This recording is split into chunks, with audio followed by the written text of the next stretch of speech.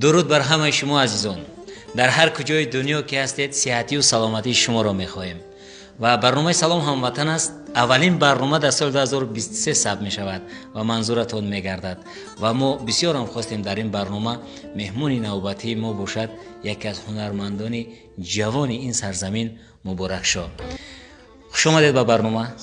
خیلی شاد از آن ناظریم که شما رو امروز در برنامه داریم و البته با درخواست زیادی از هواداران شما ما خواستیم شما در مهمانی ما باشید و اون آهنگ و ترانه و اون چیزایی که واقعا هم مال شما هستند و شما مؤلف این آهنگ و این صدا هستید برای مخلصانتون از این برنامه سلام هموطن منظور بسازید. خب مبارک شد عزیز. کمی درباره خود معلومات بدهید. چند سال شد ما داریم با فرهنگ دست و پنجه نرم میکنید؟ اکی مسئله در فرهنگ از خوردی به درستی گپ. اکی وقتی که در باز بودیم مکتب موسیقی میخوندیم در رایون در مرکز ناحیه مکتب موسیقی میخوندیم در دهه کیبرون. اون به قول فیلیالی همین شرکت چی داشت فعالیت داشت، مکتب موسیقی فعالیت داشت. در همونجا از صنفی پنجی بود که همونجا میخوندیم درس موسیقی میخوندیم. اگه این سنت از خوردی بود واسه گپ.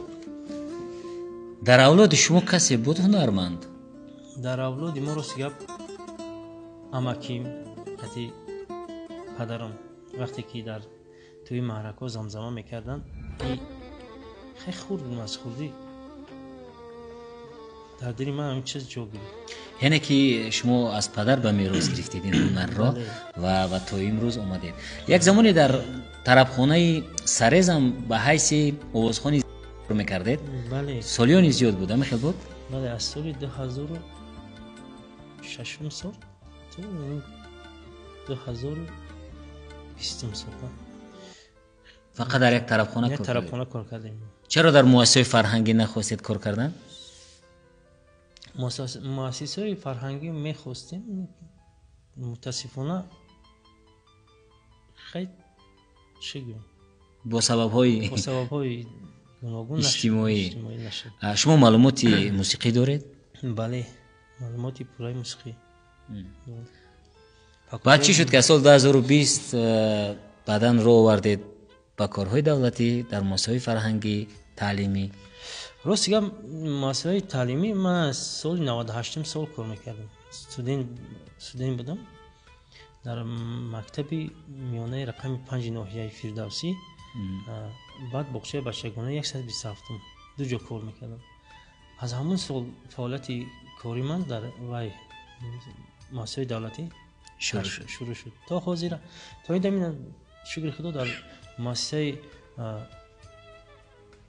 مکتب شخصی به نام دوستی خلق‌ها به نام بوری بچه بیکوف کار کردیم، فعالیت کردیم و بخشه بچگانه 98 ناحیه سینا هم کار میکنیم. بهترین. خب دوستان عزیز در ابتدا میخوام یک آهنگ بشنویم، یک سرود زمزمه کند استاد مبارک شاه و بعدا صحبت رو ادامه میدهیم.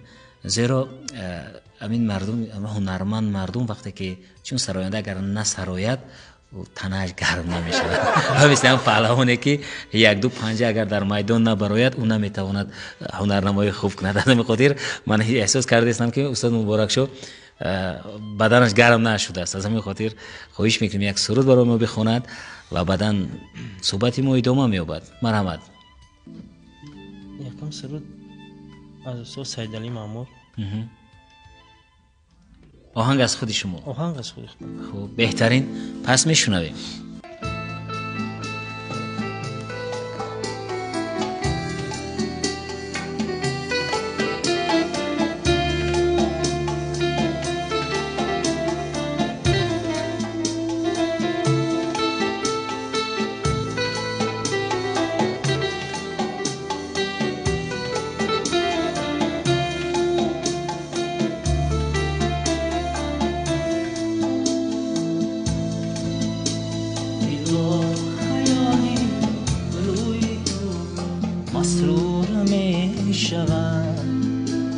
کاشانم زی مهر تو پر نور می شود، دل با خیالی روی تو مسرور می شود.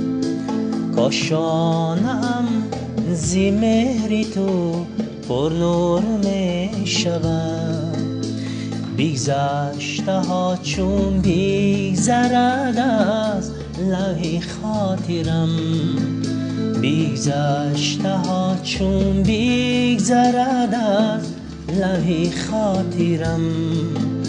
یک قصه از کتاب تو منظور می شود، یک قصه از کتاب تو منظور می شود.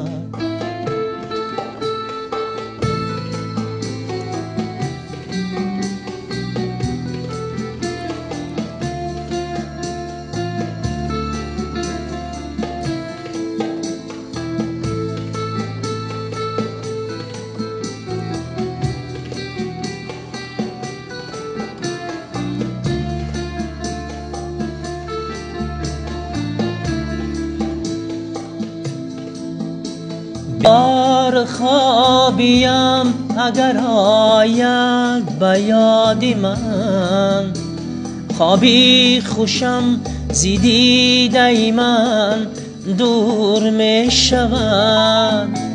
بیدار خوابیم اگر آید به یاد من، خوابی خوشم زی دیده من دور می شود.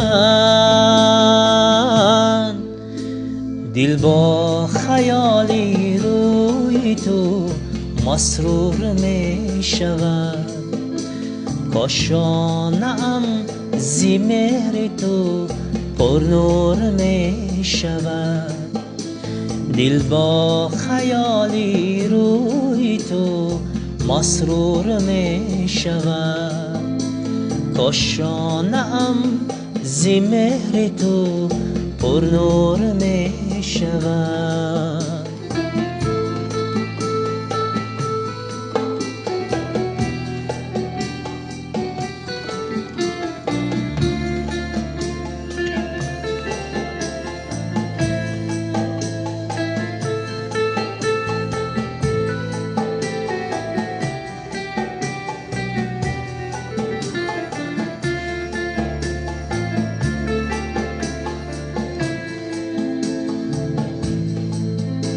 رفتی اگر زی دیدم از دل نرفته ای، دل از فراق و هجر تو مهجور می شود. رفتی اگر زی دیدم از دل نرفته ای، دل از فراق و هجر تو مهجور می شود.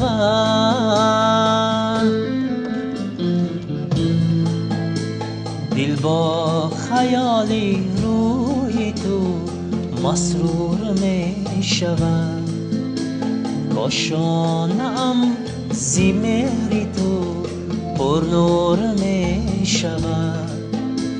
دل با خیالی روی تو مسرور می شود، کاشانم زی مهر تو پر نور می شود.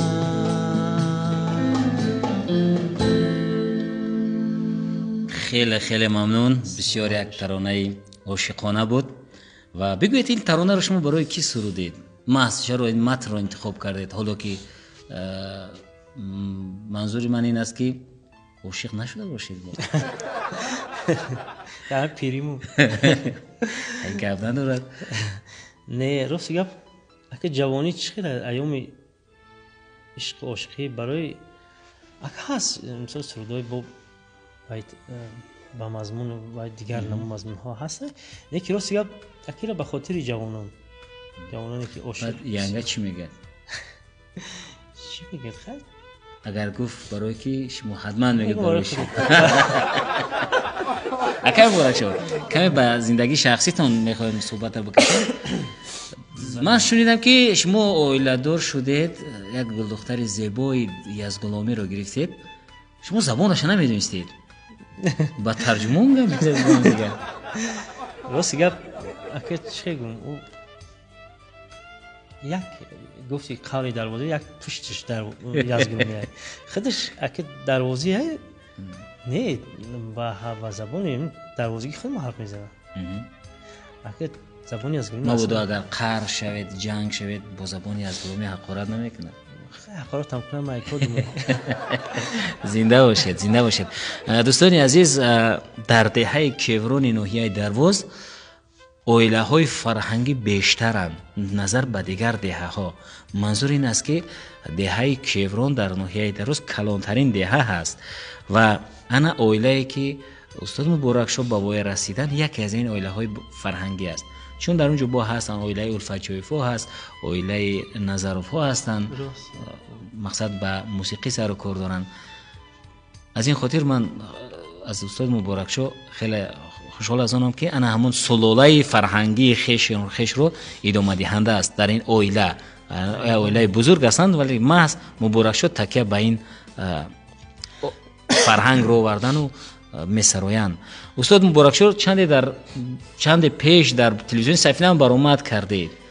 بله، از تلویزیون سفینه راست گپ تیار هم نبودیم که برنامه که دلشاد جان وای کرد تکلیف کرد رفتیم ثبت کردیم، برنامه ثبت کردیم.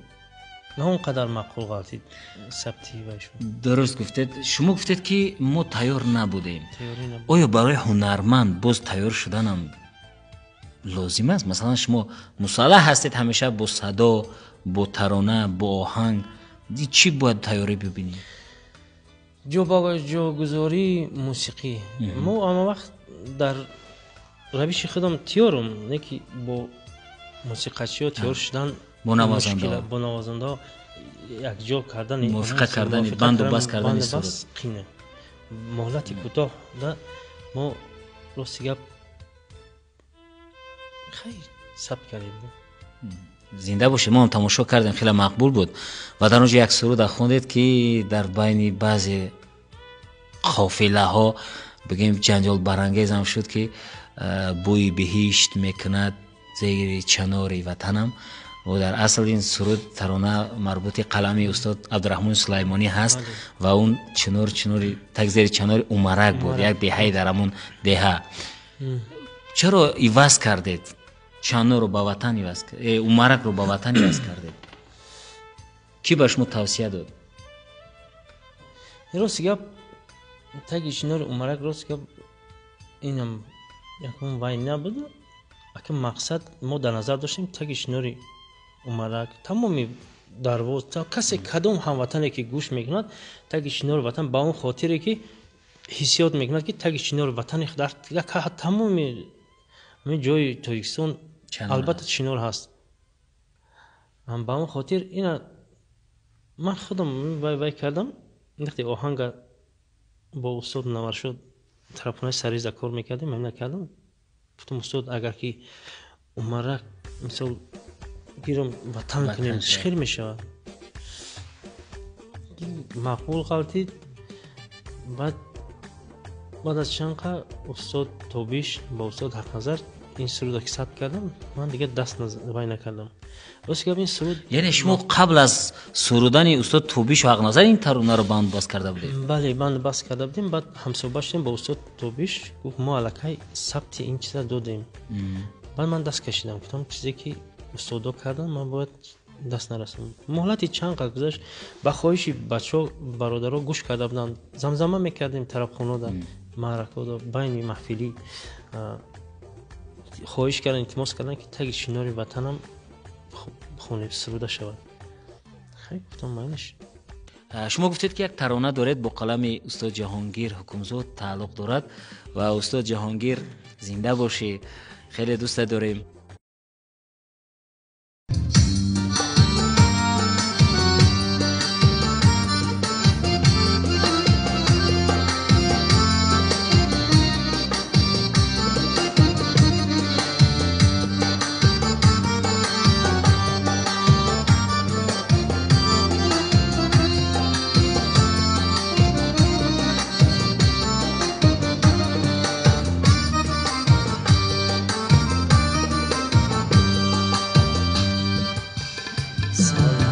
میگذرند از پی هم، تو دیگر در سراغ من نیستی. جوانی رفت و سرگذشته شد، تیر شبها چراغ من نیستی. جوانی رفت و سرگذشته شد، تیر شبها چراغ من نیستی.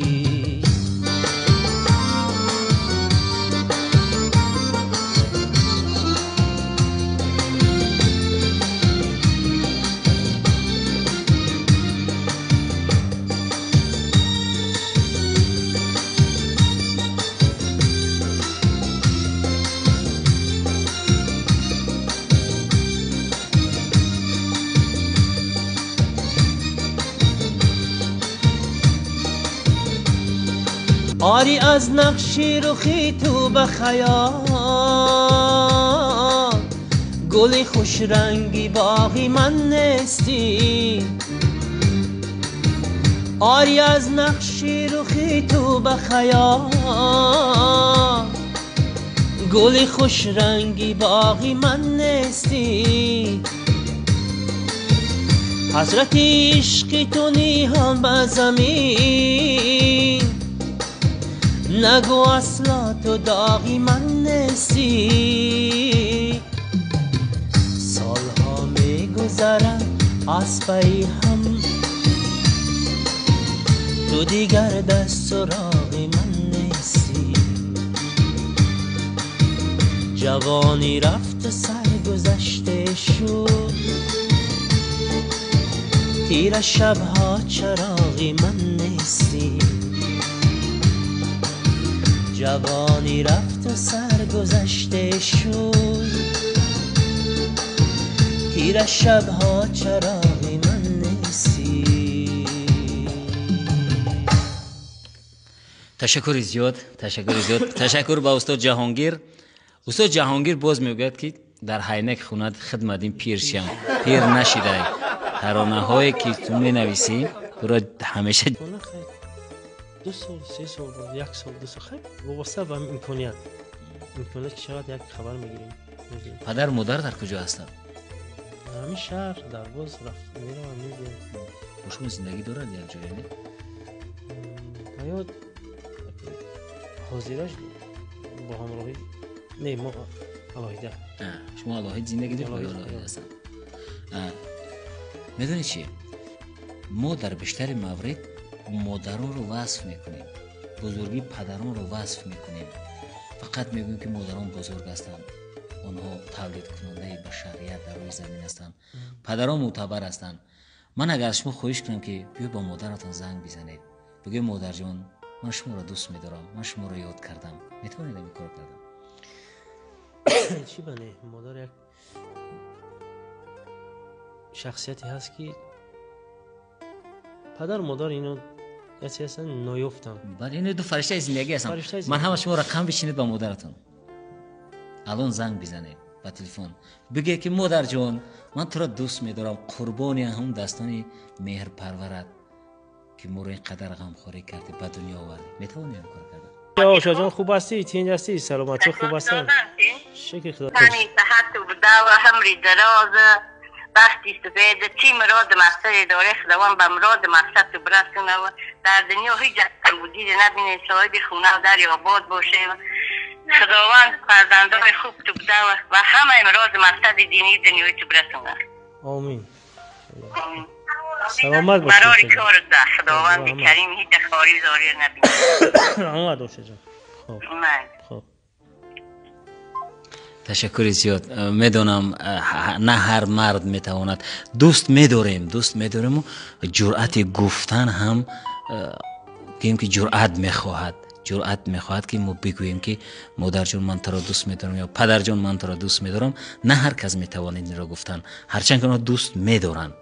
خب بکنید.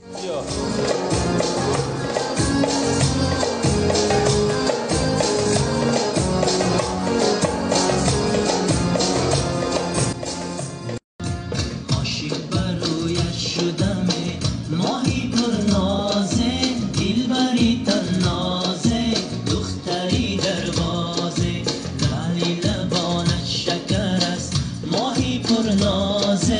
شوخی پری نازه دختری دروازه.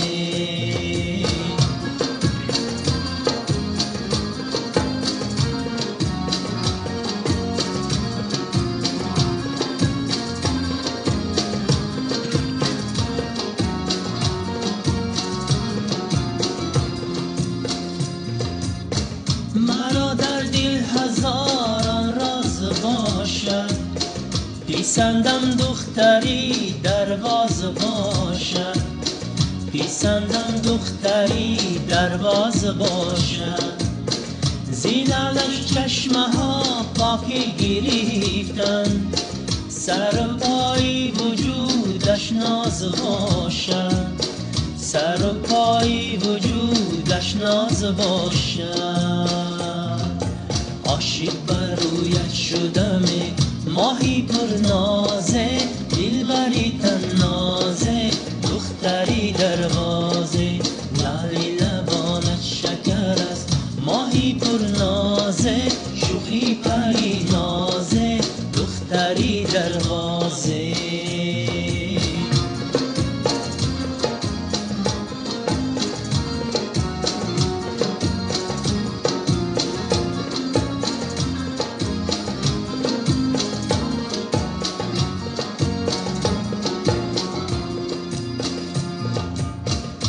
اگر یادت کنم دیوانه گردم، فراموشت کنم بیگانه گردم، فراموشت کنم بیگانه گردم. میانی آب و آتش لال و حیران، که قربانی سری جانان نگردم، که قربانی سری جانان نگردم. عاشق بر رویت شدم ماهی پر نازه، دلبری تنازه دختری دروازه. لالی لبانت شکر است ماهی پر نازه، شوخی پری نازه دختری دروازه. تشکر زیاد، به نهایت شعر خوب. باری اول من شنیدم این سرود را. قدم‌هایی که در جدای صنعت می‌گذارید با شما بردباری می‌خواهیم، با شما، با انسامبل شما، با اکای بزود و دوستان عزیز. انسامبل نوای درواز متولد زمان استقلال است و در آینده براش موفقیت می‌خواهیم. در اینجا برنامه سلام هموطن به انجام می‌رسد. من شما رو به خداوند می‌سپارم. خدا حافظ نگهدارتون تا برنامه دیگر.